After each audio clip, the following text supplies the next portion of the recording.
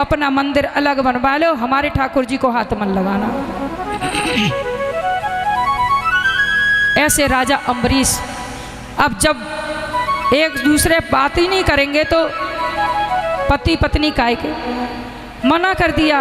रानी तो इसलिए गई मंदिर में कि राजा से मुलाकात हो जाएगी। राजा ने साफ मना कर दिया, अगर ठाकुर जी की सेवा करने का शौक है तो अपना महल में मंदिर बनवाए। रानी जी ने कहा ठीक है, मैं भी रानी हूँ, आप राजा हैं तो मैं रानी हूँ। और उसी दिन मंदिर का महल के दरवाजे पे ही निर्माण हो गया। जल्दी से जल्दी मंदिर बन के तैयार हुआ। जुगल सरकार लेकर के आई, जुगल सरकार की मूर्ति लाई और मंदिर में स्थापित करवा ली। अब रानी जी अपने ठाकुर जी की सेवा करती हैं और राजा जी अपने ठाकुर जी की सेवा अलग अलग बट गई। महाराज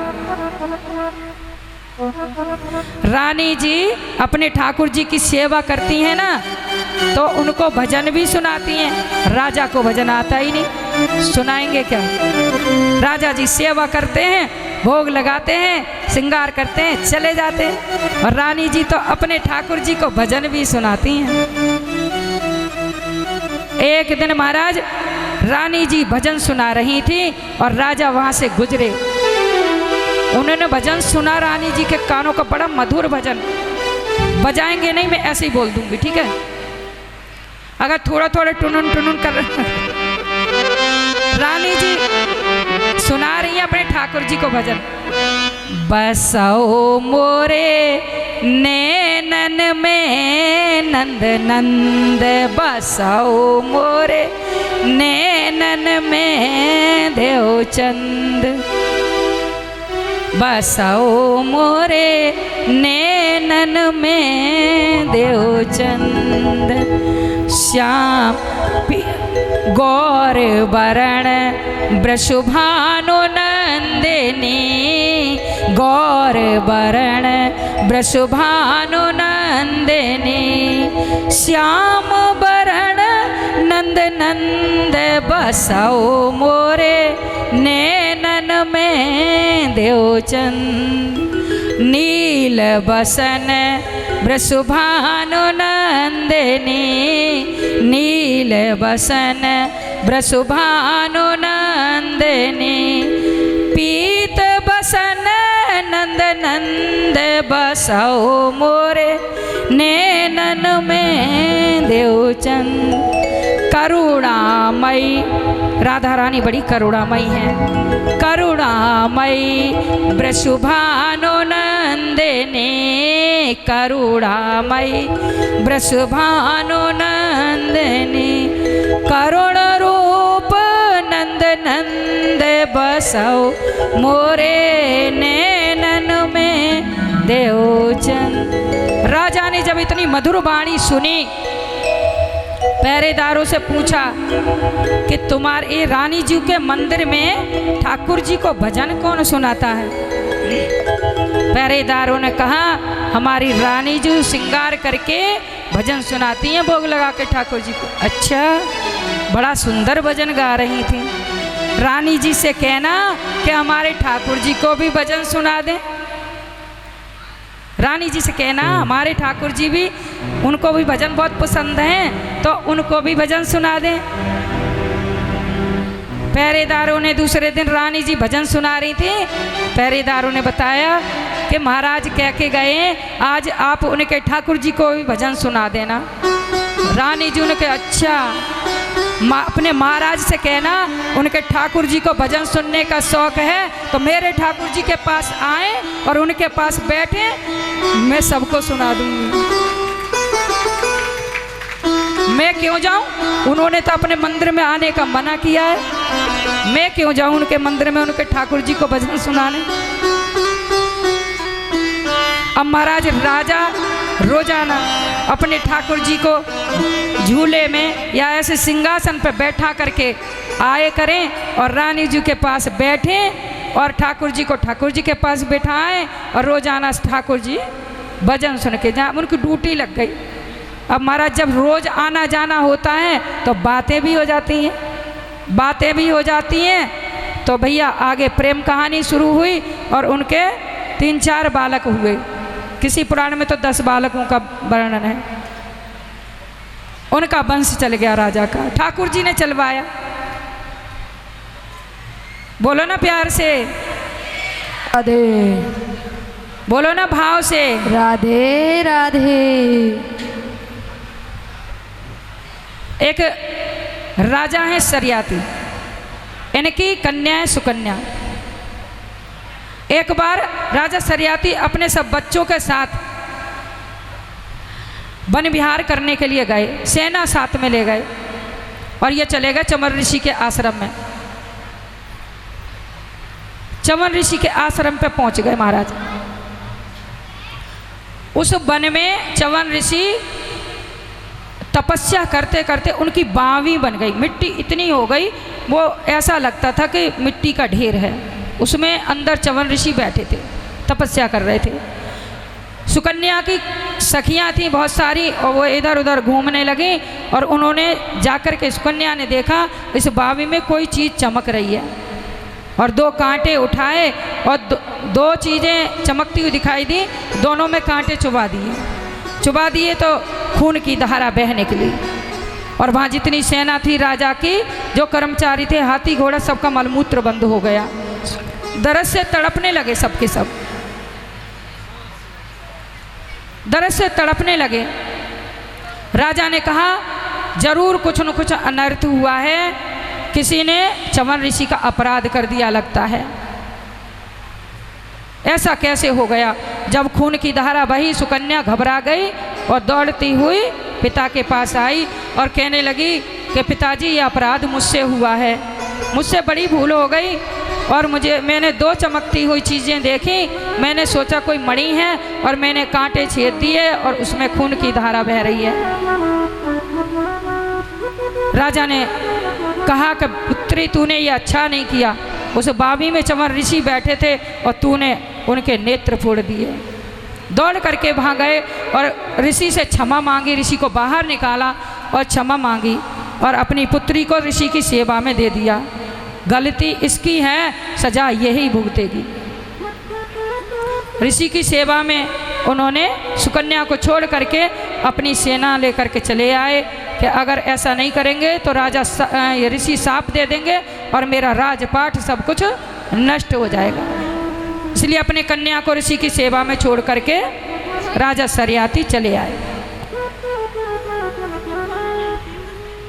सुकन्या ऋषि की सेवा करने लगी। एक बार वहाँ अश्वनी कुमार आए, देवताओं के वैद्य हैं जे अश्वनी कुमार। ये आए और वहाँ उन्होंने चमन ऋषि के आश्रम पे जब पहुँचे तो सुकन्या ने उनकी फल फूल से सेवा की, कंदमूल फल ला करके दिए और पूजन किया अश्वनी कुमारों का। 2 अश्वनी कुमार हैं, उसकी सेवा से वो दोनों बहुत प्रसन्न हुए और कहने लगे देवी तुम्हारी सेवा से हम प्रसन्न हैं, तुम वरदान मांग लो। सुकन्या ने कहा मेरे पति को नेत्र दे दो, मेरे पति की जो वृद्धावस्था थी इनको ठीक कर दो। अश्वनी कुमारों ने एक सरोवर प्रकट किया और कहा कि जाओ उनको लेकर के, मतलब कि इसमें स्नान करके आओ। अश्वनी कुमार साथ में गए, उस सरोवर में स्नान करा करके चमन ऋषि को बाहर निकले तो 3 अश्वनी कुमार नजर आ रहे हैं। 3 सुंदर कुमार खड़े हैं। उन्होंने कहा पहचान लो अपने पति को। सुकन्या ने नीचे नज़र कर ली, प्रभु मखौल का समय नहीं है, मेरे पति को आप अपने हाथ से मेरे हाथ में दे दो। अगर भूल से मैंने आपका हाथ पकड़ लिया तो मेरा पाति व धर्म नष्ट हो जाएगा।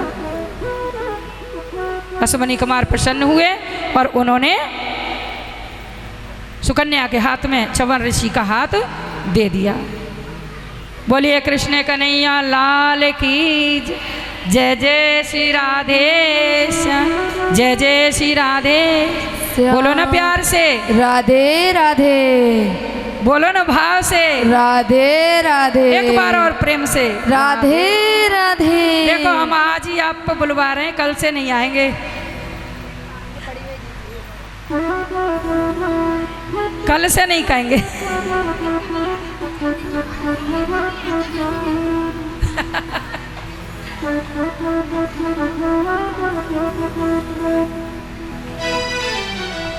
सो महाराज च्यवन ऋषि ने कहा कि आपने मुझे ये स्वरूप दिया है, आप धन्य हैं। इन अश्वनी कुमारों को ना यज्ञ में सोमरस का भाग नहीं मिलता था। यज्ञ में सोमरस, सोमरस यानी घी, सोमरस सब बता के चले जाते हैं, पूरी तरह उसका भेद नहीं खोलते। मैं आपको बताती हूँ, सोमरस यानी घी, जो घी की आहुतियाँ देते हैं हम और घी की धारा लगाते हैं, वो इनको नहीं मिलती थी। अश्वनी कुमारों को सोमरस नहीं मिलता था। च्यवन ऋषि ने कहा मैं यज्ञ कराऊंगा और तुम्हें सोमरस में भाग दिलाऊंगा। कुछ दिन बाद जो अपनी कन्या सुकन्या को छोड़ करके राजा सरियाती चले गए थे, उनको अपनी पुत्री की याद आई और सोचने लगे देख करके तो आऊं, मेरी पुत्री उस अंधे ऋषि की सेवा अच्छी तरह कर रही है कि नहीं, कहीं छोड़ के तो नहीं चली गई। और वो राजा सरियाती अपनी सेना के साथ च्यवन ऋषि के आश्रम पे आए तो वहाँ एक वेदी बनी हुई है बड़ी सुंदर, बैठने की स्थान बना देते हैं ना, वहाँ स्थान पे च्यवन ऋषि और सुकन्या बैठे हुए खूब हंस रहे हैं, आपस में हंस बोल रहे हैं। और उसी समय राजा सरियाती वहाँ पहुँच गए।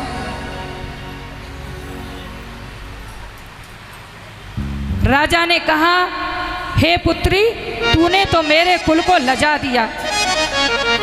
इतने अच्छे च्यवन ऋषि जिनका संसार में नाम है, तूने उनको छोड़ करके ये किस जार पुरुष से बात कर रही है? तूने उन च्यवन ऋषि का किया क्या, क्या कर दिया उनका?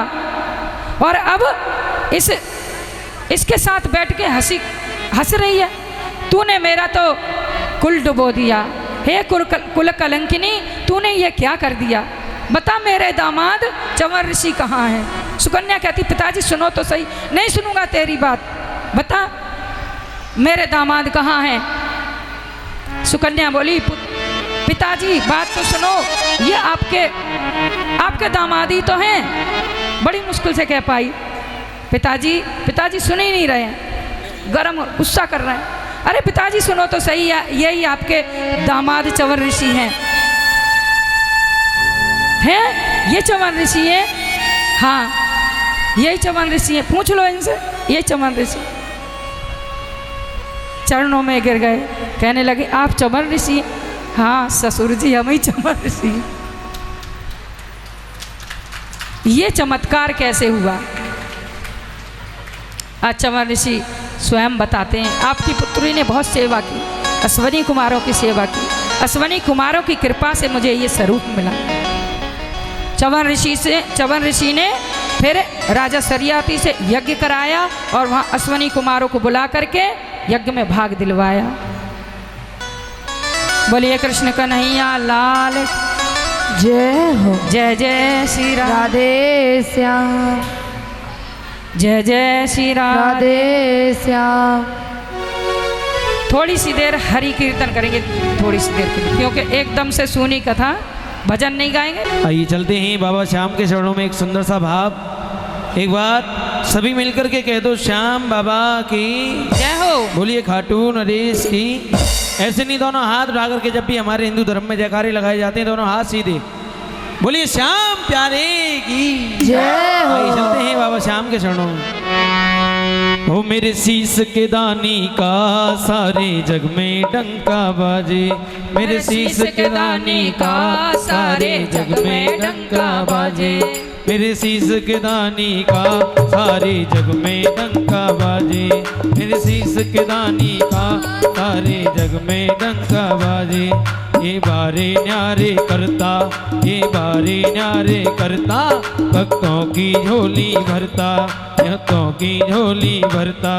इस वीर लसानी का सारे जग में डंका बाजे, मेरे शीश के दानी का सारे जग में डंका बाजे, मेरे शीश के दानी का सारे जग में डंका बाजे, मेरे शीश के दानी का सारे जग में डंका बाजे।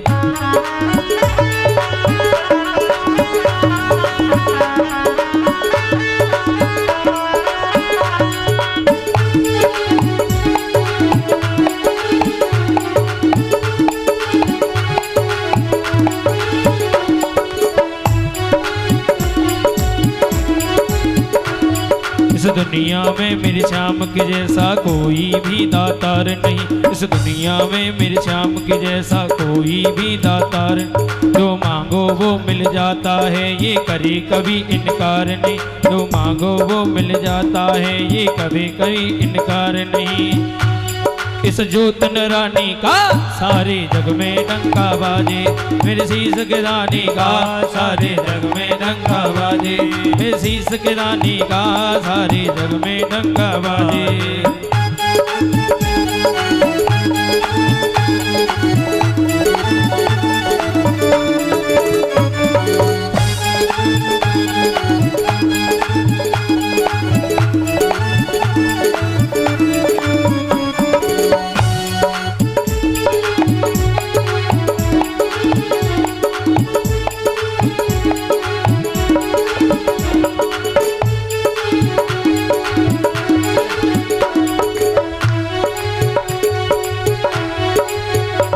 भोले से जो भी प्राणी मेरे श्याम शरण में आता है, भोले से जो भी प्राणी मेरी श्याम शरण में आता है, मेरे श्याम लगाते उसे गले वो कभी नहीं ठुकराता है, मेरे श्याम लगाते उसे गले वो कभी नहीं ठुकराता है।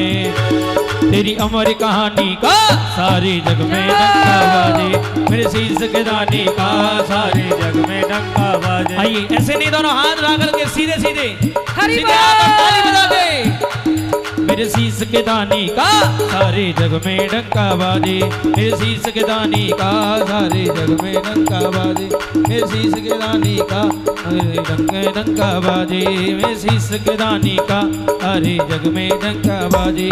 आइए दोनों हाथ उठाएं सीधे सीधे सीधे हाथ उठा करके और कहो, पकड़ लो हाथ बनवारी, पकड़ लो हाथ बनवारी, नहीं तो डूब जाएंगे। पकड़ लो हाथ बनवारी, नहीं तो डूब जाएंगे। हमारा कुछ न बिगड़ेगा, तुम्हारी लाज जाएगी। मेरे शीश के दानी का सारे जग में डंका बाजे, मेरे शीश के दानी का सारे जग में डंका बाजे, मेरे शीश के दानी का सारे जग में डंका। हरि बोल। बोलिए श्याम प्यारे। अजामिल की कथा आती है भाई, मैं पहले बता रही हूँ, पीछे की कथा छूटी हुई है समय कम की वजह से, क्योंकि मैं भागवत का समय रखवाती हूँ 1 बजे का। 1 बजे मैं ठीक व्यासपीठ पर पहुँचती हूँ और 6 बजे तक मेरी कथा चलती है। मुझे समय कम मिला, मेरी कथा छूट गई, जितनी खींच पाऊँगी खींच दूँ, सुना दूँगी आपको। एक अजामिल नाम के ब्राह्मण थे, कर्मकांडी थे। इनके पिता बड़े पूजा पाठ अग्निहोत्री थे। ये रोजाना जल, पुष्प और समिधा ये सब चीज़ें ला करके अपने पिता को, फल पुष्प समिधा ये वन से ला करके अपने पिता को देते थे और इनके पिता यज्ञ करते थे। एक दिन ये समिधा आदि लेने वन में गए तो महाराज इन्होंने एक वैश्यागामी पुरुष को देखा जो वैश्या के साथ रमण करता हुआ जा रहा था। इनकी दृष्टि इस पर पड़ी अजामिल की और ये वैश्या को देख करके मोहित हो गए। वो पुरुष तो चला गया और ये उस वैश्या के घर गए और घर में वैश्या को ले आए, वैश्या के साथ रहने लगे। इस वैश्या से इनके 9 पुत्र हुए। कितने हुए? 9। 10वां गर्भ में, 10वां पुत्र गर्भ में है। और एक दिन इनके यहाँ चातुर्मास में कुछ संत आ गए। वो गांव में उन्होंने 2-4 से पूछा कि भैया हमें ठहरने के लिए कहीं स्थान मिल जाए, किसी ब्राह्मण का घर मिल जाए तो बता दो। कुछ हंसी करने वाले लोग बैठे हुए थे चबूतरे पे, उनसे ही पूछ बैठे। संतों ने कहा हाँ है ना, बहुत अच्छा ब्राह्मण है, चले जाओ अजामिल के घर, बहुत सेवा होगी सब तरह से। ऐसा उनके साथ दिल लगी कर दी। संत महात्मा अजामिल के द्वार पे पहुंच गए। अजामिल की पत्नी बाहर निकल करके आई और संत महात्माओं ने कहा कि बेटी हमें रहने के लिए स्थान चाहिए। किसी ने ये अजामिल ब्राह्मण का घर यही है कि हाँ महात्मा जी घर तो यही है, हमें रहने के लिए स्थान चाहिए रात भर के लिए। महात्मा जी रह जाओ, भोजन भी चाहिए।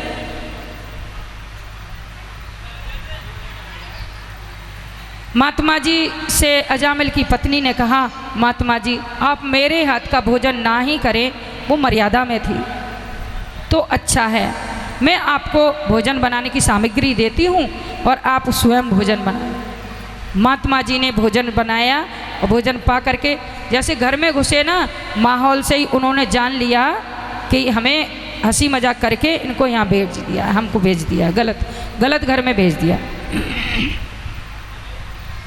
महात्मा जी समझ गए थे, पर प्रभु जिस पे कृपा करना चाहते हैं ना, वो हर तरह से कर देते हैं। महात्मा जी ने भोजन किया और रात को रुके और जब जाने लगे तो कहने लगे दक्षिणा नहीं मिलेगी, जिसको भोजन कराओ उसको दक्षिणा अवश्य देनी चाहिए। अजामिल ने कहा मैंने तुम्हारे ये बर्तन और ये कपड़े और जो सामान नहीं छीना, ये कम है,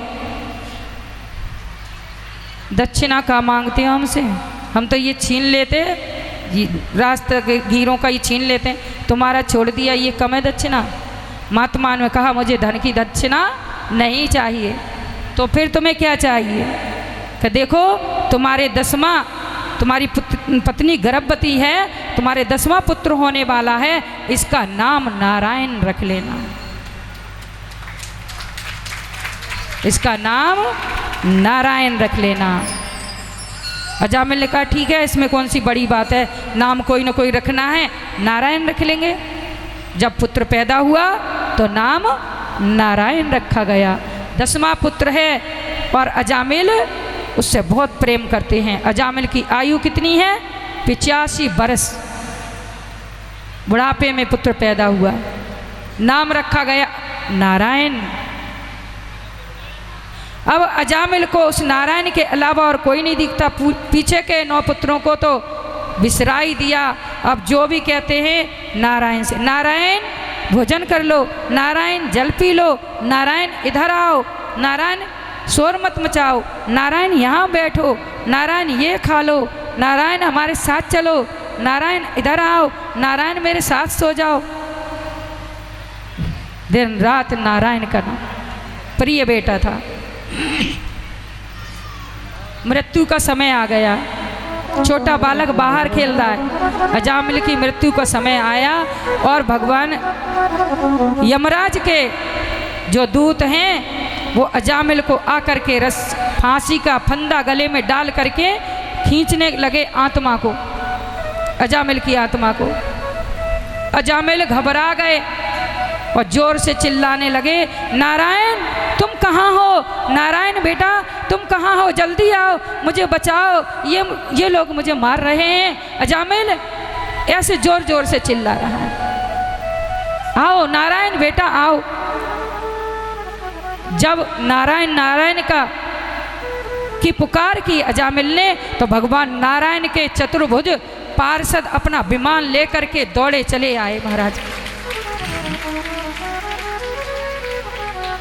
दौड़े चले आए और अजामिल को यमराज के दूतों से उसके फंदे से छुड़ा लिया। अब उनमें आपस में झगड़ा हो रहा है। यमराज के दूत कहते हैं तुम हर जगह, ये तो महापापी है, तुम यहाँ इसको लेने क्यों आए हो, ये तो हमारा है, लड़ाई होती है, हमारा है, ये पापी है, हमारा है, हम लेके जाएंगे यमलोक में, इसको दंडित करेंगे। भगवान के पार्षद कहते हैं ये हमारे ठाकुर जी का प्यारा है, इसे हम लेके जाएंगे, बैकुंठ का वास देंगे। ऐसे झगड़ा होता है। अजामिल को भगवान नारायण के पार्षदों ने यमदूत से छीन लिया, छुड़ा लिया। यमदूत दुखी होकर के यमलोक में गए और यमराज से कहने लगे, स्वामी इतना महापापी था अजामिल और हम उसको लेने गए थे और हमसे उनने छीन लिया। ऐसे तो ये हर जगह पहुंच जाते, किसको लाए हमें ये पता नहीं, कितने ले जाने वाले। यमराज ने कहा पापी पुरुष हो उनको ही तुम लेने जाना, धर्मात्मा को मत लाना, और मेरे ठाकुर जी के भगत को तो तुम हाथ भी मत लगाना, भूल कर भी हाथ मत लगाना। हमने तुमसे पहले ही कहा है जो पापी पुरुष हो उन्हीं को लाया करो। वो तो पापी था, जब उनसे बहस हो रही थी कि ये पापी है, इसने बहुत पाप करे हैं, तो भगवान के पार्षद कह रहे हैं कि ये धर्मात्मा है, इसने अभी नारायण का नाम लिया है इसलिए हम आए। कि ये तो अपने बेटे का नाम ले रहा था, कि मेरे प्रभु का ही तो ले रहा था, नारायण का नाम छुड़ा लिया। अजामिल समझ गए कि भगवान की कृपा के बिना दुर्गति ही है। मैंने भगवान का भजन नहीं किया, इस बैसिया के चक्कर में पड़ गया, मुझे 1 साल का मौका दे दो। भगवान के पार्षदों से कहा 1 साल के लिए मुझे पृथ्वी पर छोड़ दो, तो मैं 1 साल में भगवान का भजन करूंगा। अजामिल को 1 साल के लिए पृथ्वी पे भगवान के पार्षदों ने छोड़ा, और आज अजामिल भगवान की भक्ति करके और बैकुंठ धाम को गए। बोलिए कृष्ण कन्हैया लाल की जय। जय जय श्री राधे श्याम, जय जय श्री राधे। राधे श्याम, बोलो ना प्यार से, राधे राधे, बोलो ना भाव से, राधे राधे। गजेंद्र मोक्ष की कथा आती है। एक बहुत बलवान गजराज है और वन में रहता है, उसकी बहुत सारी पत्नियां हैं। मदमस्त हाथी वन में घूमता है। एक दिन गर्मी का समय था और पूरा परिवार प्यास से व्याकुल हुआ, और हिमालय की तलहटी में एक बहुत सुंदर सरोवर है, उसमें अमृत के समान जल भरा रहता है, और अनेक पेड़ लगे हुए फलों के, और अनेक प्रकार के उसमें कमल पुष्प खिले रहते हैं। उसमें देवांगनाएं आकर के स्नान करती हैं। उसी सरोवर में जाकर के वो गजराज जल पीने लगा। जल पिया, खुद स्नान किया, अपने ऊपर सूंड से भर भर के जल डाला, पत्नियों को नहलाया, बच्चों को पानी पिलाया, अपनी पत्नियों को पानी पिलाया। जब निकलने लगा तब पता चला कि मुझे तो गिराह ने पकड़ रखा है, काल रूप गिराह ने पकड़ रखा है। ये काल हम सबको पकड़े हुए है, और हमें पता नहीं है कि एक दिन कब ये धमकेगा और हमको ले जाएगा। हम माया में भूले हुए हैं, ये कर ले वो कर ले, ये जोड़ लें वो जोड़ लें, भगवान का भजन नहीं कर पाते। जबकि भगवान का भजन करना चाहिए। भगवान का हरि की कहीं भी कथा होती हो, बिना बुलाई भी जाकर बैठ जाना चाहिए। ग्रह रूपी काल ने आज गजराज का पैर पकड़ लिया। जब पीछे को पैर हटाया, गजराज ने आगे को खींच लिया। कहते हैं 1000 वर्ष तक उनकी लड़ाई चली, गज और गिरहा की। गज और गिरहा लड़े जल भीतर, 100 जो भरे सूण रही जल ऊपर, तब हरि नाम पुकारे।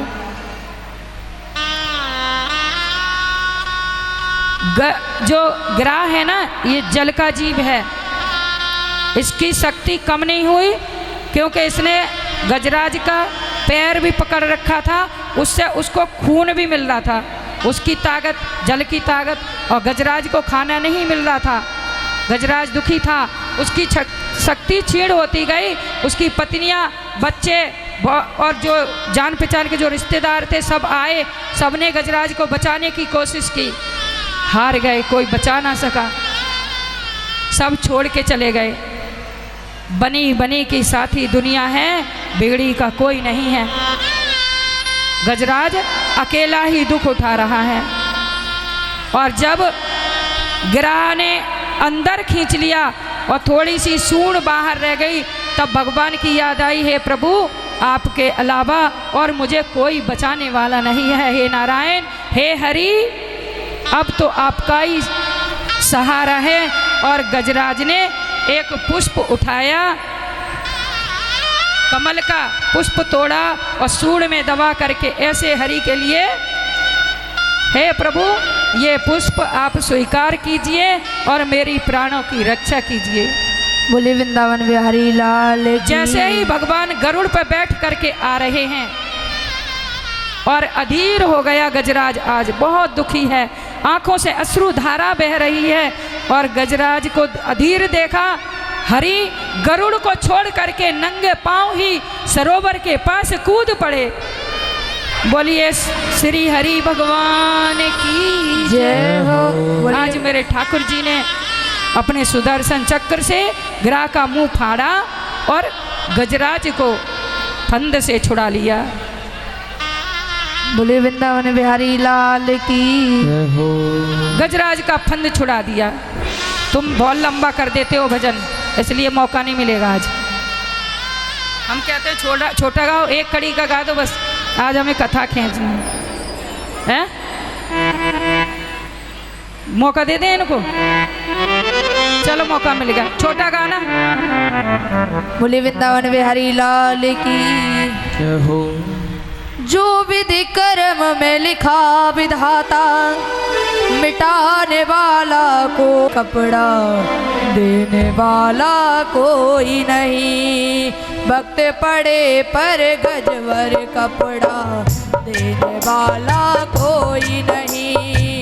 जो विधि कर्म में लिखा विधाता, मिटाने वाला कोई नहीं।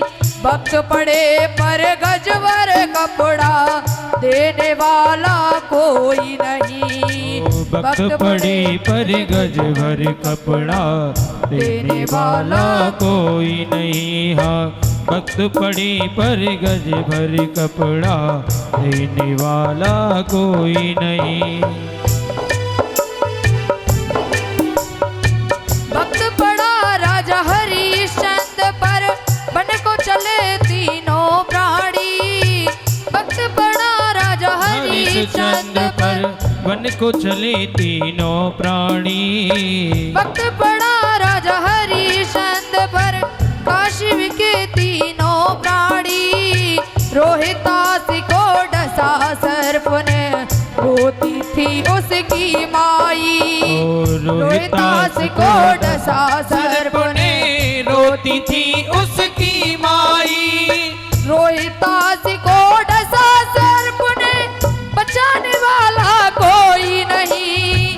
भक्त पड़े पर गजवर कपड़ा, देने वाला कोई नहीं। ओ भक्त पड़े पर गजवर कपड़ा, देने वाला कोई नहीं। हाँ, भक्त पड़े पर गजवर कपड़ा, देने वाला कोई नहीं। भक्त पड़ा राजा रामचंद्र पर, वन को चले तीनों प्राणी। भक्त पड़ा राजा रामचंद्र पर, वन को चले तीनों प्राणी। राम गए और लखन गए थे, साथ गई सीता माई। राम गए और लखन गए थे, साथ गई सीता माई। जब सीता का हरण हुआ था, जब सीता का हरण हुआ था, बचाने वाला कोई नहीं। भक्त पड़े पर गजवर कपड़ा, देने वाला कोई नहीं। ओ भक्त पड़े पर गजवर कपड़ा, देने वाला कोई नहीं।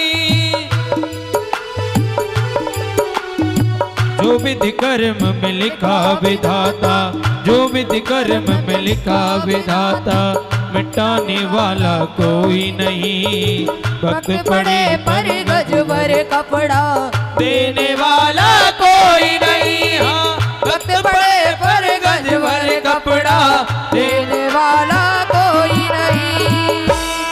बोलिए राजा रामचंद्र भगवान की जय। पाठ सब अपने पुत्रों को सौंप दिया और वन में एक पर्वत के ऊपर तपस्या करने के लिए चले गए। और वहाँ तपस्या ये कर रहे थे बैठे, अपनी नेत्र बंद किए हुए थे। और उधर से अपनी शिष्य मंडली के साथ दुर्वासा ऋषि गुजरे। ये राजा जान न पाए क्योंकि नेत्र बंद थे, इन्होंने देखा नहीं। दुर्वासा ऋषि को क्रोध आया और उन्होंने इनको साप दे दिया कि क्या हाथी की तरह मस्त होकर के बैठा है, तू अपने से बड़ों का सम्मान नहीं करता, ऋषियों का मान नहीं करता, तू हाथी हो जा। तब ये गजराज हाथी बना। एक हुहू नाम का गंधर्व था, उसको भी ऋषि ने साप दिया था, तो ये गज बना, वो ग्राह बना जल के अंदर, जल का जीव, और इनका ऐसे भगवान ने फंद छुटाया। बोलिए वृंदावन बिहारी लाल की जय जय श्री राधे, जय जय श्री राधे श्याम। दुर्वासा ऋषि ने तो बहुत संकट में डाल दिया था अम्बरीश ने। अभी अम्बरीश की जो कथा सुनाई ना, एक बार अम्बरीश ने एकादशी का व्रत किया महाराज, दोनों पति पत्नी ने, और एकादशी का जब उद्यापन करने लगे तो बहुत सारे ऋषियों को बुलाया, बहुत सारे ऋषियों को बुलाया। दुर्वासा ऋषि सबसे बाद में आए, थोड़ी सी द्वादशी बाकी रह गई। उस एकादशी का व्रत करो तो द्वादशी में पारण करना जरूरी होता है, और द्वादशी निकल जाए तो एकादशी का फल नहीं मिलता। थोड़ी सी द्वादशी रह गई, पंडितों ने कहा, पुजारियों ने कहा कि राजन द्वादशी निकल जाएगी तो तुम्हारे उद्यापन का फल नहीं मिलेगा, तुम भगवान का चरणामृत ले करके अन्न भोजन मत करो। तो चरणामृत ले लो तो भोजन पाया भी और नहीं पाया। तो तुम चरणामृत लिया, ऋषियों ने दिया, और चरणामृत राजा ले करके हाथ धो रहे थे, तभी दुर्वासा ऋषि आधम के कहने लगे, तू कैसा राजा है, उद्यापन किया कर रहा है और बिना महात्माओं को भोजन किए तूने भोजन कर लिया। बहुत मना कर रहे हैं लेकिन नहीं मान रहे, कि भोजन नहीं किया।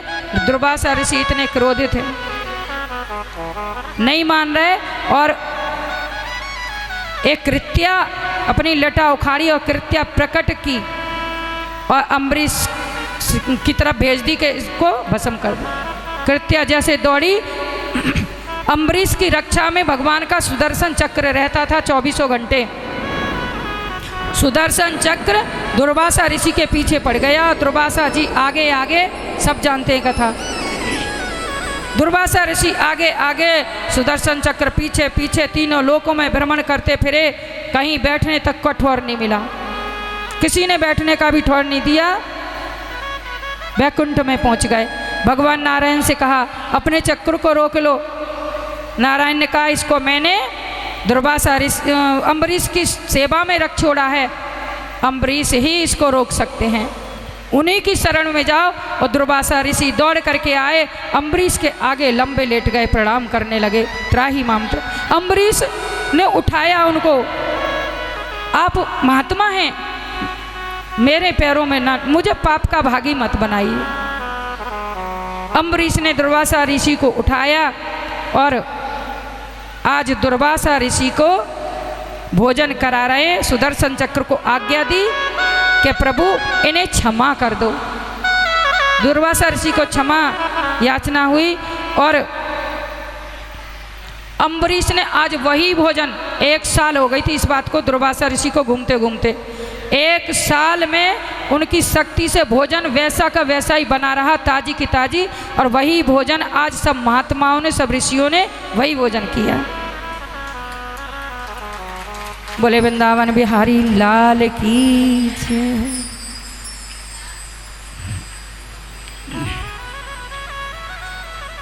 बोलो ना प्यार से, राधे राधे, बोलो ना भाव से, राधे राधे। एक बार और प्रेम से जयकारा। आज ही आज लगवा रहे हैं, कल से नहीं। राधे राधे, आज लगा लो डट के। कल से तो सपनों में आके ही लगवाएंगे बस।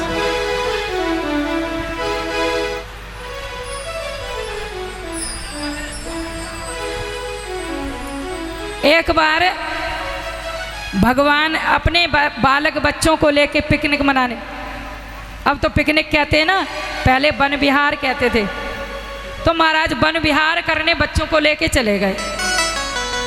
चलो वन में घूम के आते हैं, बहुत दिन हो गए, वन में घूमने चले गए लेकर के।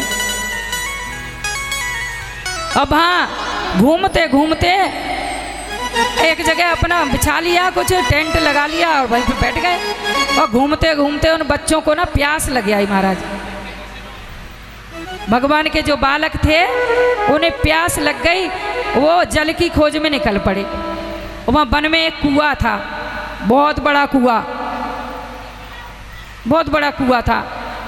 उसमें जल के लिए उन्होंने अपना जो बाल्टी थी वो फांसने की कोशिश की, तो उन्हें झांक के देखा तो उसमें बहुत विशालकाय एक गिरगिट पड़ा है। क्या पड़ा है? गिरगिट। जानते हो ना गिरगिट को? हमारे गांव में तो करकेटा कहता है ना? देखो उनको पता है, मैया कह रही है हाँ हमारे गांव में करकेटा कहता है। जिन जिन के गांव में करकेटा कहते होंगे ना वो बड़ी खुश होंगी मैया, सोचती होंगी ये तो हमारे ही गांव की मिल गई का।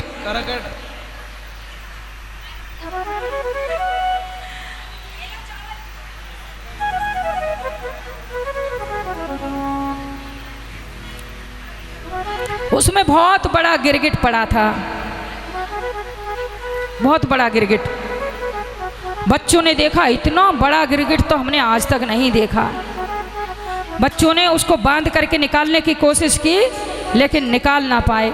जो रस्सी बांधे वही रस्सी टूट जाए, जो रस्सी बांधे वही टूट जाए। उस गिरगिट को नहीं निकाल पाए। तब दौड़ करके भगवान के पास गए। भगवान से जाकर के कहने लगे कि प्रभु उस कुएं में बहुत बड़ा एक गिरगिट पड़ा है। भगवान समझ गए कि वो मेरा ही इंतजार कर रहा है। और भगवान गए और भगवान ने अपना अंगूठा छुआया, जैसे हाथ करा और गिरगिट को अंगूठा भगवान का लगा, वैसे ही वो चतुर्भुज रूप में हो गया और बाहर निकल के आया। बोलिए कृष्ण कन्हैया लाल की जय हो। बोलो ना प्यार से राधे राधे। गिरगिट एक राजा के रूप में हो गया। भगवान ने कहा कि देखो हम आपसे एक बात पूछते हैं। राजा ने कहा पूछो। प्रभु पूछिए कि अगर बताने लायक हो तो बताना। आप इस योनि में कैसे आए? आपने कौन से पाप किए जो इस योनि में आ गए? राजा ने कहा आप पाप की बात कर रहे हैं, ये पूछिए कि मैंने पुण्य कौन सा नहीं किया तब भी मैं इस योनि में आ गया। आपने राजा निरक का तो नाम सुना ही होगा ठाकुर जी। ठाकुर जी ने कहा हाँ सुना है, मैं वही राजा निरग हूं। मैंने हर चीज दान में दी, कोई चीज बाकी नहीं रही। अनगिनत जिसकी कोई गिनती नहीं, इतनी मैं गौएं रोजाना दान किया करता था।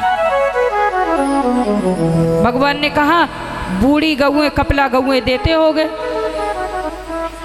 ना प्रभु, नई ब्याई हुई सुंदर बछड़े समेत सींगों को सोने से मड़वा के और उनके पैरों को चांदी से मड़वा के सोने की माला पहना के सोने की दोहनी साथ में ऐसी गौओं को मैं दान करता था रोजाना। अनगिनत जो धरती के कण हैं ना, धूल के कण, ये गिने जा सकते हैं। आकाश के तारे गिने जा सकते हैं और मेरी गौओं का दान की जो सीमा है वो गिनी नहीं जा सकती। इतनी मैं गौएं दान देता था। फिर तुम्हें ये योनि कैसे मिली? कि वही मैं आपको बताने जा रहा हूं। एक बार मैंने एक गौ दान की भूदेव ब्राह्मण को, किसी को, और वो ब्राह्मण देवता वो गौ लेकर के चले गए। अपने आश्रम पे उन्होंने गौ को बांध दिया और रात्रि के समय वो गौ पता नहीं कैसे खुल गई और खुल करके वो गौ मेरी जो दूसरे दिन गौएं दान करने वाली थी उन गऊ में आकर के मिल गई। जब मैं दूसरे दिन गऊएं दान करने लगा, वो गऊ गलती से मुझसे दूसरे ब्राह्मण को दान हो गई। ये जानबूझ के नहीं किया, गलती से पहचान न सका मैं उस गऊ को, दूसरे ब्राह्मण को मैंने दान में दे दी। संकल्प करके ब्राह्मण ने गऊ को स्वीकार किया। और जब वो ब्राह्मण गऊ को लेकर के जाने लगे तो उधर से वो ब्राह्मण अपनी गऊ को खोजता हुआ ढूंढता हुआ आ रहा था। उसने अपनी गऊ को पहचान लिया और कहा ये मेरी गऊ है। ब्राह्मण ने कहा ये तो मेरी गऊ है, मैं अभी अभी राजा से दान में लेकर के आया हूँ। दूसरे ब्राह्मण ने कहा राजा ने मुझे कल संकल्प करके दी है, ये मेरी गऊ है। एक ब्राह्मण कहता है अभी अभी लेके आया हूँ, दूसरा ब्राह्मण कहता है मुझे कल संकल्प करके दी है, मैं इस गऊ को नहीं छोड़ूंगा। और दूसरा ब्राह्मण कहता है मैं दूंगा नहीं, क्योंकि मैं अभी अभी संकल्प करके लेके आया। संकल्प करी हुई वस्तु ना अच्छे हो जाती है, उसको देना नहीं चाहिए, और दे दो तो दोष लगता है, उसका पुण्य भी ज्यादा होता है। दोनों ब्राह्मण लड़ते झगड़ते राजा के पास आए। राजा ने कहा पहले वाले ब्राह्मण से कि देखो ब्राह्मण देवता, मैं आपकी वंदना करता हूँ, मेरी विनती स्वीकार कीजिए, आप दूसरी गाय ले लो। ब्राह्मण ने कहा मैंने कल संकल्प करके ली थी, मैं अपनी संकल्प की हुई वस्तु नहीं छोड़ूंगा, मैं लालची ब्राह्मण कहलाऊंगा। फिर दूसरे ब्राह्मण से कहा कि आपको तो मैंने अभी अभी दी है, आप इनको दे दो और मैं आपको दूसरी गऊ, अभी मैंने इसी गऊ का संकल्प किया है, मैं अपनी गऊ नहीं छोड़ूंगा। एक के बदले में तुम 10 गऊ ले लो, 100 गऊ ले लो, 1000 गऊ ले लो, इस गऊ को दे दो। नहीं, हम कोई लालची ब्राह्मण है, हमें लालची समझ रखा है क्या? हमें हमारी ही गऊ चाहिए। दोनों ब्राह्मण राजी नहीं हुए। 1 लाख गऊ तक देने का राजा ने कहा कि 1 लाख गऊ का संकल्प करता हूँ, इस गऊ को छोड़ दो, तुम में से कोई भी 1 लाख गऊ का संकल्प करके और अपने आश्रम पे ले जाओ। एक भी ब्राह्मण नहीं माना। दोनों लड़ते झगड़ते उस गऊ को राजा के ही पास छोड़ करके चले गए। अरे तू कैसा राजा है, तू कैसा राजा है, गिरगिट की तरह रंग बदलता है, कल उसको गऊ दान में दे दी, आज मुझे दे दी, तू कैसा राजा है, गिरगिट हो जा। गिरगिट होने का साप दे करके वो ब्राह्मण चले गए। ब्राह्मण का धन कभी भूल करके भी हड़प नहीं करना चाहिए, जबरदस्ती कभी नहीं छीनना चाहिए ब्राह्मण का धन।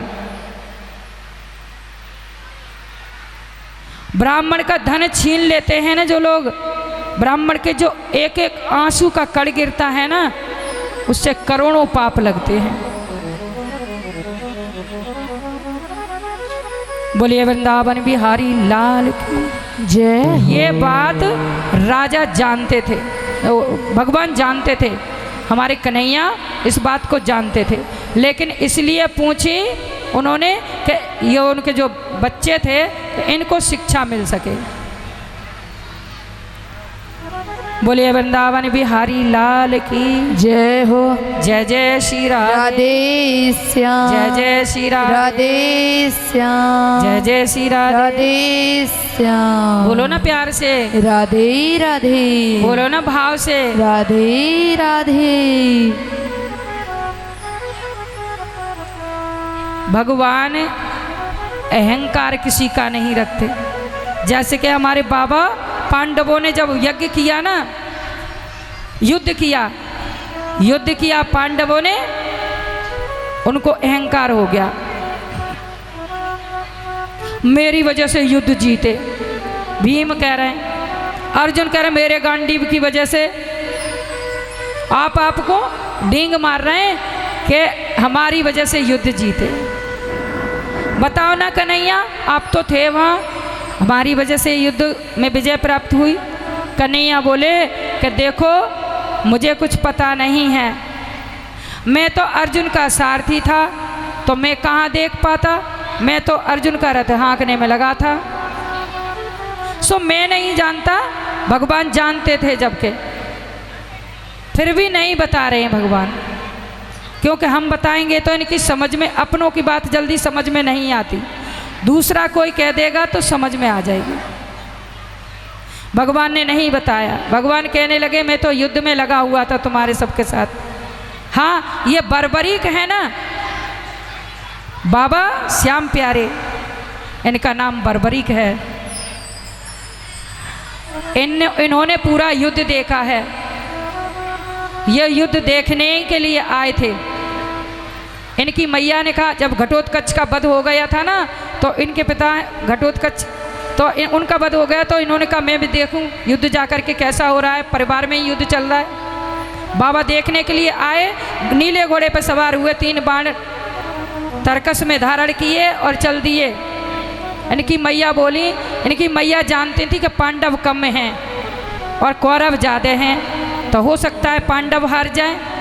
बेटा तुम किसकी तरफ से युद्ध करोगे? इन्होंने कहा था मैं देखने के लिए जा रहा हूँ, क्या ज़रूरत पड़ेगी तो करूँगा। तो बेटा तुम हारे के सहारे बनना।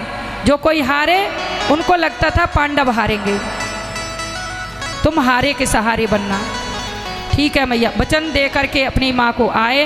रास्ते में चुलकाना धाम जहाँ पड़ता है, वहीं पीपल का वृक्ष था, वहाँ भगवान श्री कृष्ण उनको पहले ही मिल गए, क्योंकि वो जानते थे ये अगर हारेंगे तो कौरव, और कौरवों की तरफ ये लग गए तो इनको तो जीतना बहुत मुश्किल काम है।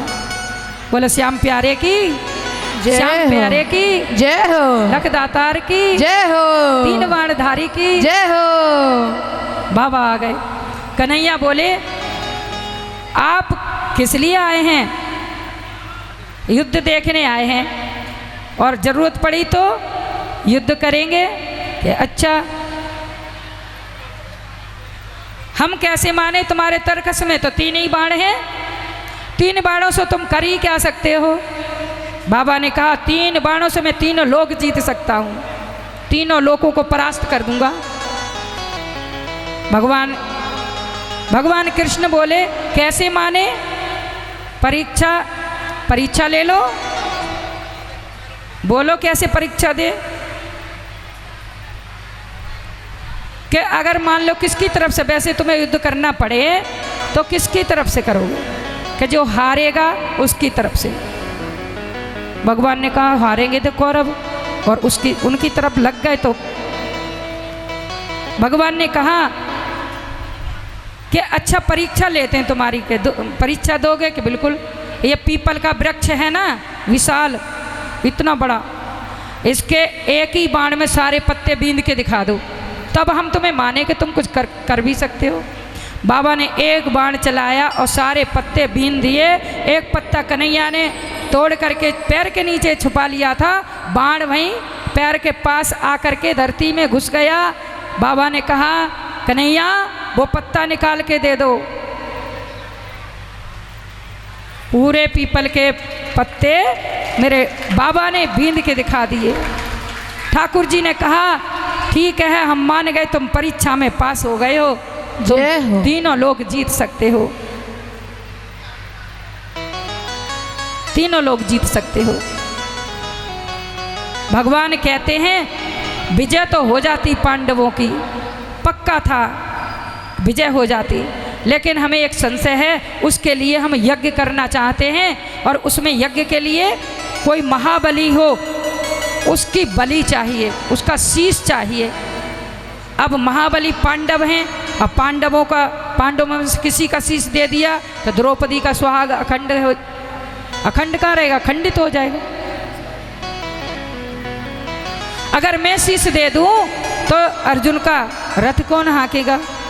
कन्हैया बर्बरीक को कहते हैं। बाबा बोले कन्हैया शीश तो मैं दे दूंगा, लेकिन मेरी इच्छा है पूरा युद्ध देखने की। ठाकुर जी कहते हैं तुम चिंता मत करो, तुम्हारा शीश पूरा युद्ध देखेगा। और उन्होंने कई जगह तो आती है कि पहाड़ के ऊपर रखवाया, और कई पुराणों में ऐसी आती है कि एक छेकुरा का पेड़ था, उसके ऊपर टंगवा दिया, रखवा दिया शीश, और वहाँ से मेरे बाबा ने पूरा युद्ध देखा, एक एक बात युद्ध की जानी। और वही बाबा वहाँ पे विराजमान थे। और अपनी अपनी बढ़ाई कर रहे हैं, हमारी वजह से जीते, हमारी वजह से जीते।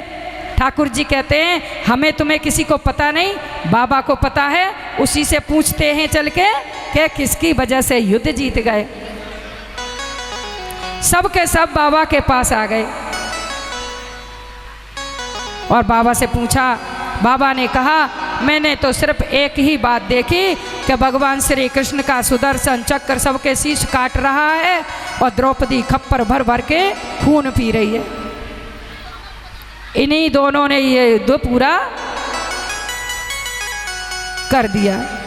बोले श्याम प्यारे की जय हो, लखदातार की जय हो, शीश के दानी की जय हो, सांवरे सेठ की जय हो। बाबा ने पांडवों का अहंकार पल में तोड़ दिया। पांडव नीचे सिर झुका के रह गए। बोली वृंदावन बिहारी लाल की। कुछ दिन बाद महाराज द्वारका में खबर आई। एक कथा चलो और सुना देती हूँ ऐसी, फिर द्वारका पहुंचते हैं।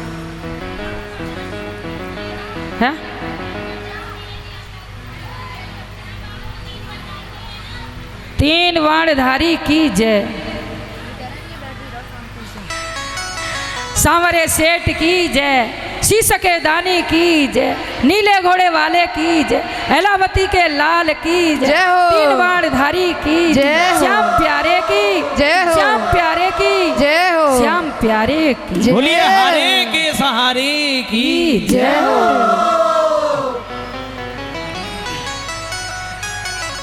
इनके जितने जयकारे लगाओ उतने कम हैं।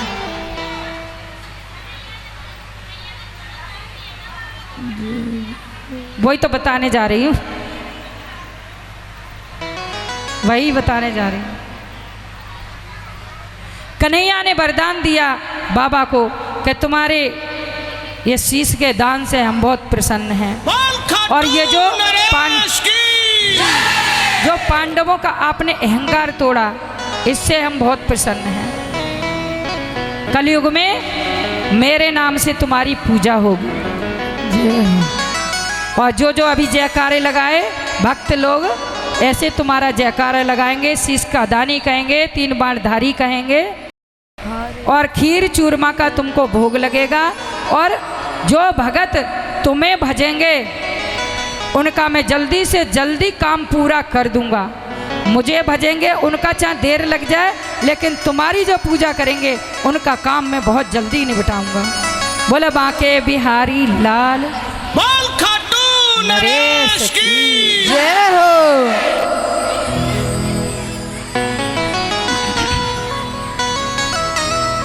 एक बार महाराज सत्यभामा है ना, सत्यभामा को अहंकार हो गया। किसको हो गया? सत्यभामा को, और गरुड़ जी को, और किसको हो गया? सुदर्शन चक्र को। इन तीनों को अहंकार हो गया। सुदर्शन चक्र को अहंकार था कि जब भगवान को ज़्यादा ज़रूरत पड़ती है तो मुझे ही याद करते हैं, मैं ही सबका संहार करता हूँ। सत्यभामा का हो गया कि प्रभु मुझसे ज़्यादा प्रेम करते हैं, मैं सुंदर भी हूँ और अपने मायके से मणि लेके आई, अहंकार हो गया। गरुड़ जी को अहंकार हो गया कि जहाँ भी जाते हैं प्रभु मुझे साथ लेके जाते हैं। राम अवतार में तो मैंने इनकी नागपाश भी काटी, ऐसा अहंकार गरुड़ जी को हो गया। अब महाराज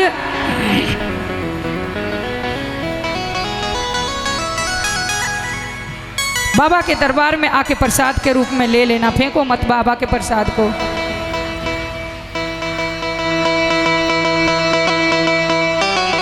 इन तीनों को अहंकार हो गया और भगवान द्वारका में हैं, इस समय वास कर रहे हैं। तीनों को अहंकार हो गया। भगवान सोचते हैं इनका अहंकार जरूरी है तोड़ना, नहीं तो ये तो बहुत घमंडी हो जाएंगे। उन्होंने गरुड़ जी को भेजा,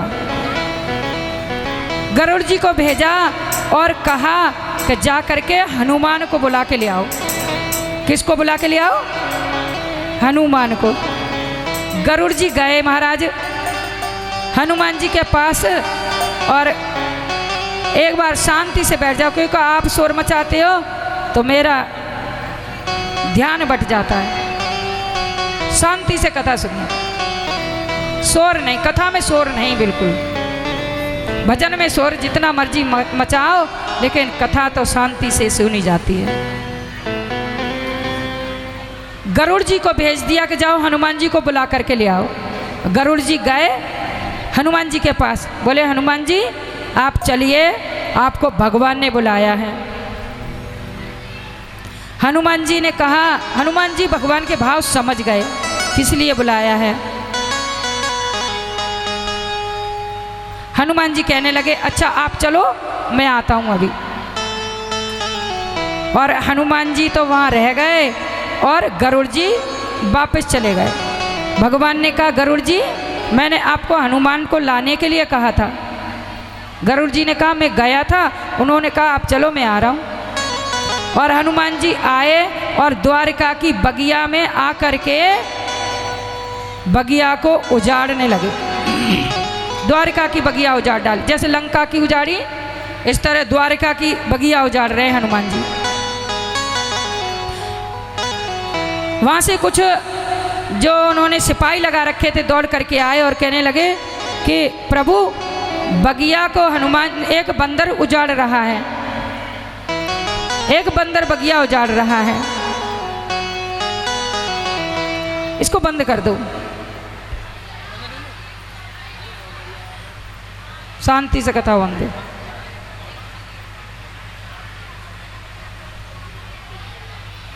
जो सेनापति, जो सेना थी वहां पे, उनमें से कुछ सैनिक दौड़ करके आए और भगवान से बोले कि प्रभु एक बंदर घुस आया बगिया में और उसने सारी बगिया उजाड़ दी। भगवान समझ गए कि हनुमान जी आ गए। भगवान ने कहा ऐसा करो तुम जाओ और 2-4 सेनापतियों को ले जाओ और उस बंदर को पकड़ के ले आओ। गरुड़ जी बोले अरे प्रभु का क्या बात कर रहे हो आप, 2-4 सैनिकों को ले जाने की क्या जरूरत है, वो छोटा सा बंदर मैं अभी पकड़ के लाता हूं। और गरुड़ जी चले गए और जब हनुमान जी को पकड़ने लगे तो हनुमान जी ने पूंछ में लपेटा गरुड़ जी को और इतनी जोर से फेंका कि बीच समुद्र में गिरे जाके, एक पहाड़ पे गिरे जाके, बीच में टापू से होते हैं ना समुद्र में, टापू पे गिरे सो गरुड़ जी की हड्डी पसली सब चकनाचूर हो गई।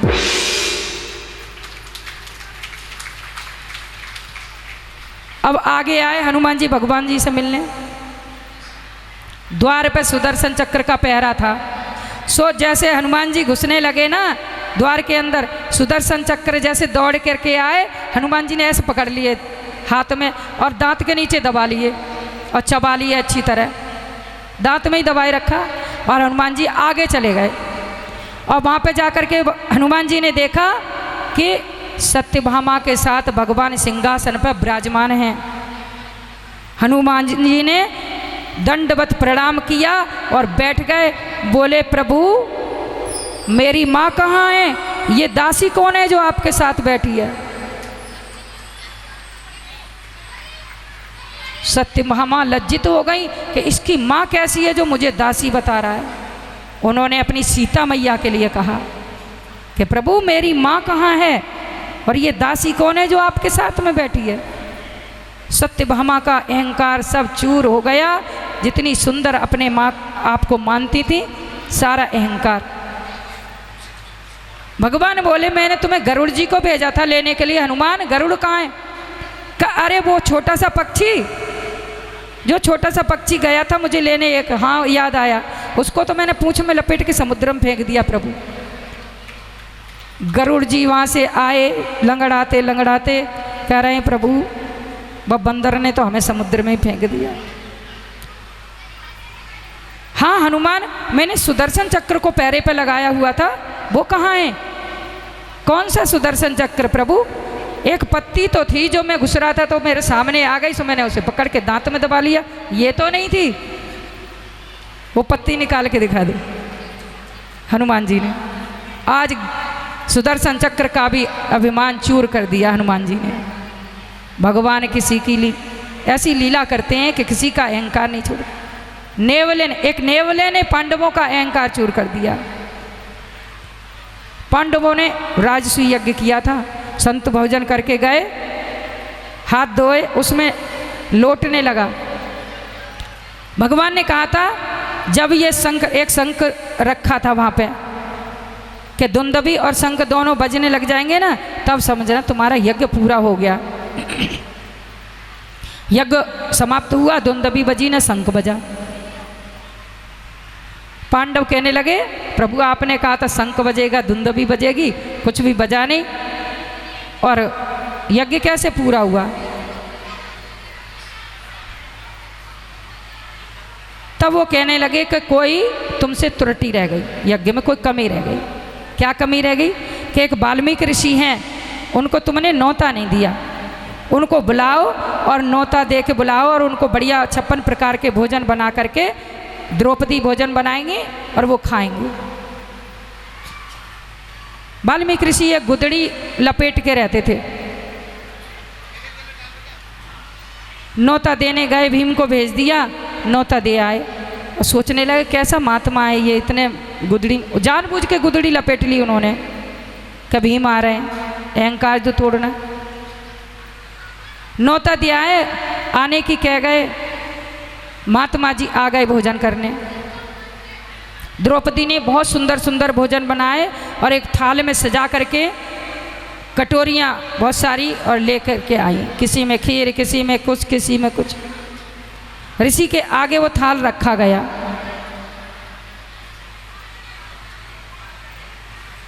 थाल रखा गया और ऋषि ने क्या काम किया कि वो सारी कटोरियाँ उठा उठा करके एक ही में पलट ली और उसमें पूड़ियाँ तोड़ी और ऐसे ऐसे करके खाने लगे। द्रौपदी मन में सोचने लगी कैसे महात्मा है, मैंने तो इतने प्यार से भोजन बनाया था, अलग अलग चीज़ों का टेस्ट लेंगे, लेकिन इन्होंने तो सब बेकार। घृणा आ गई द्रौपदी के मन में। ऋषि ने हाथ धोए और चले गए। वो नेवला आया, उसमें लोटा, पहले यज्ञ के जल में लोटा तो सोने का नहीं हुआ। पांडवों ने कहा तुम इसमें क्यों लौट रहे हो, कि मरुत राजा ने यज्ञ किया था तो वहाँ लौटा था तो आधा सोने का हो गया था, मैंने सोचा पांडवों ने यज्ञ किया है तो पूरा सोने का हो जाऊंगा, तुम्हारे यज्ञ में कोई फल ही नहीं है। अब आज वाल्मीकि ऋषि ने भोजन किया, द्रौपदी को मन में गिलानी हो गई, कैसे भोजन कर रहे हैं, महात्मा ऐसे ही खाते हैं।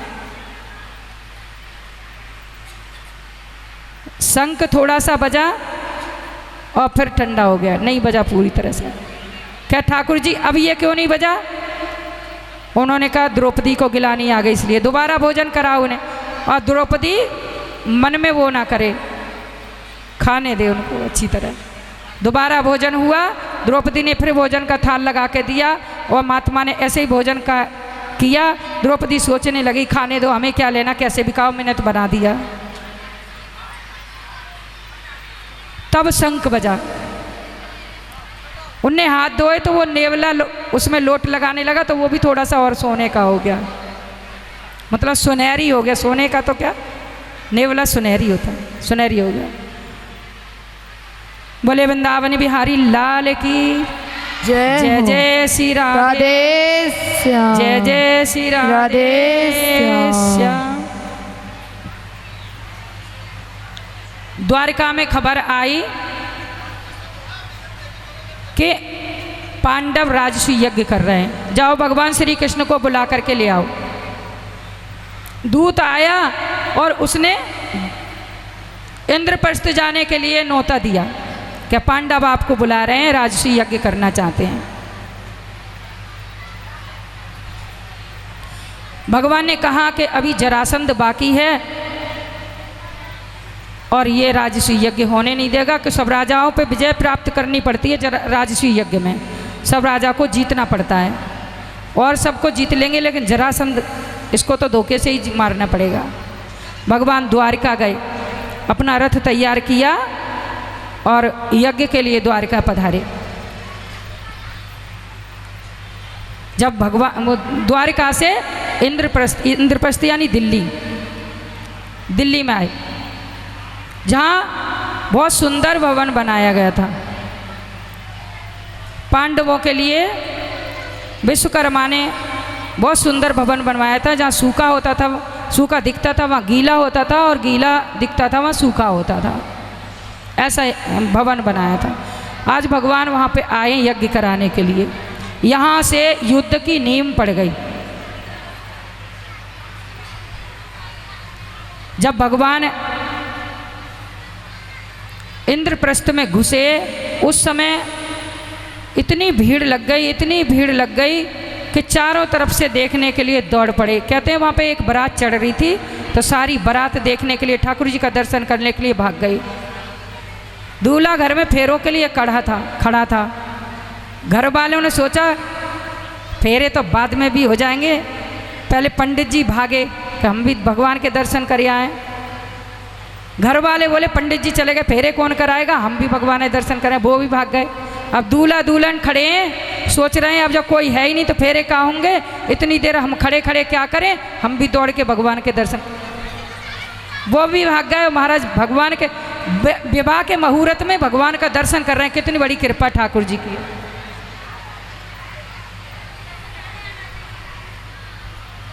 भगवान यज्ञ के लिए आ गए और वहाँ यज्ञ की पूरी तैयारी हुई। बैठ जाइए आप लोग से। यज्ञ की तैयारी होने लगी तो यज्ञ की तैयारी में दुर्योधन भी आया था महाराज। हस्तिनापुर से दुर्योधन भी आए थे नौते में। अब उन्होंने सोचा महाराज पहले महल देख लें, शांति का दान दीजिए, शांति पहले महल देख आऊं, उसके बाद में फिर काम काज में लग जाएंगे। महल देखने के लिए जब दुर्योधन गए तो सामने ऐसे द्रौपदी और भीम विराजमान थे, खिड़की के पास बैठे हुए थे।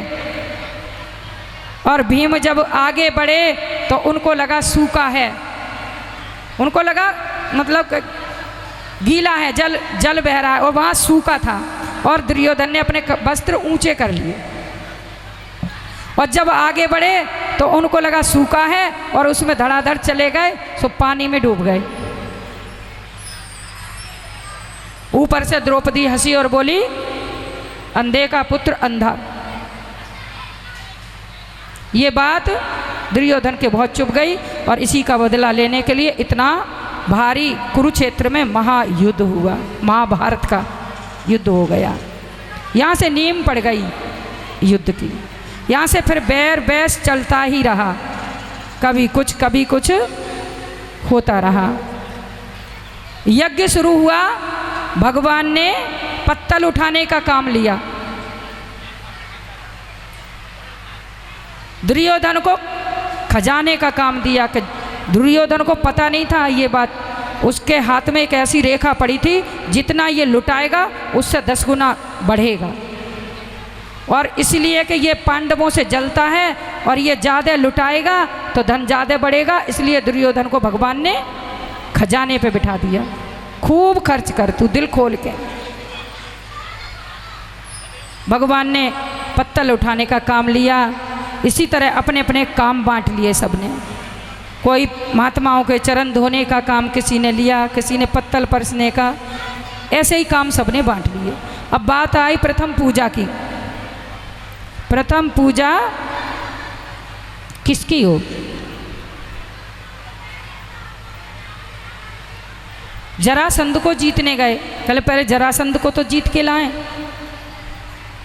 अर्जुन, भीम और भगवान जरासंध के यहाँ पहुँचे और जरासंध जब सूर्य देव की पूजा कर रहे थे उस समय जो कोई उनसे कुछ मांगता था तो वो दे देते थे। ब्राह्मण के भेष में ये तीनों गए हैं और इन्होंने जरासंध से युद्ध मांगा। जरासंध ने कहा ब्राह्मण युद्ध नहीं मांगते, तुम ब्राह्मण नहीं हो, मैं तुम्हें पहचान चुका हूँ। जरासंध ने कहा ये अर्जुन, इससे तो मैं युद्ध करूँगा नहीं। ये नपुंसक के रूप में अर्जुन कुछ दिन स्वर्ग में रहे, स्वर्ग में नहीं विराट राजा के यहाँ रहे थे। और ये कृष्ण हैं, ये तो मुझे रण में छोड़ के भाग गए, इनसे तो युद्ध करूँगा नहीं, ये तो मुझसे पहले ही हार गए। हाँ मेरी जोड़ी का कुछ भी भीम है, इससे कर लूँगा।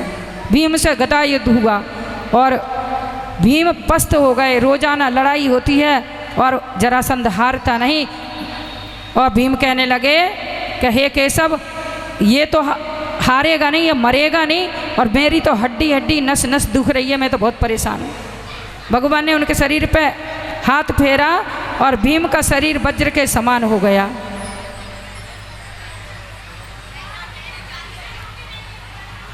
भगवान ने कहा कि तू मेरी तरफ देखता नहीं, भैया तुम मेरी तरफ देखते ही नहीं हो। अब दूसरे दिन भीम युद्ध करने गए तो भगवान की तरफ देख रहे हैं, उन्होंने एक तिनका उठाया, उसको चीर दिया और फेंक दिया। चीरते तक तो भगवान को देखा भीम ने, फेंकते वक्त नहीं देखा। अब दूसरे दिन चीरें और फेंक दें और वो फिर जुड़ जाए, चीरें फेंकें वो फिर जुड़ जाए। फिर परेशान हो गए।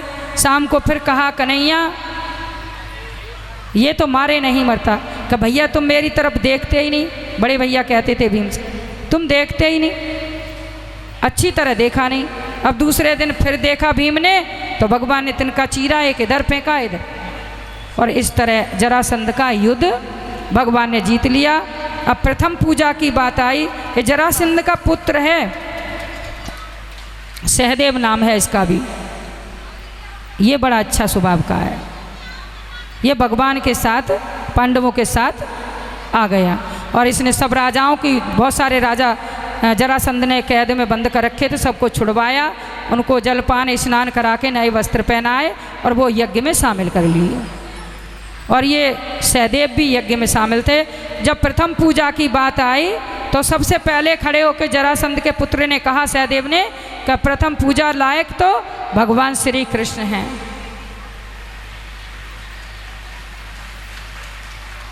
भाई ऐसा मत करो, इनको बाद में दे देना। एक तो भगवान के प्रसाद का अपमान है, फेंको मत। दूसरे कथा में डिस्टर्ब होते हैं, सब बातों में लग जाते हैं, मैं कथा भूल जाती हूँ।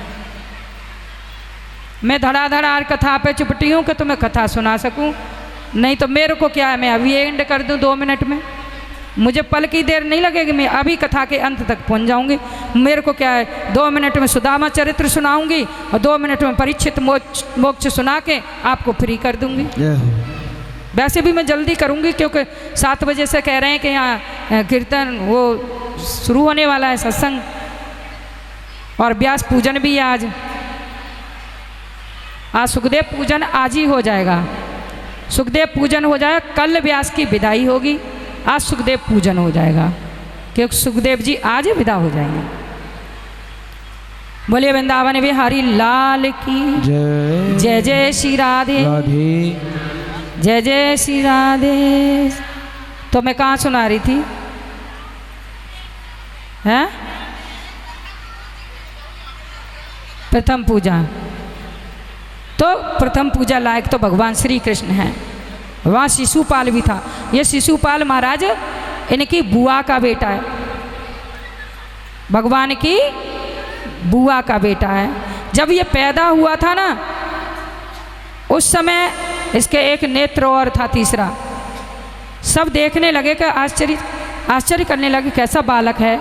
आकाशवाणी हुई, जिसकी गोद में ये जाएगा उसकी गोद में जाकर के, जिसकी गोद में जाकर के इसका नेत्र गायब हो जाएगा, उसके हाथों इसकी मृत्यु होगी।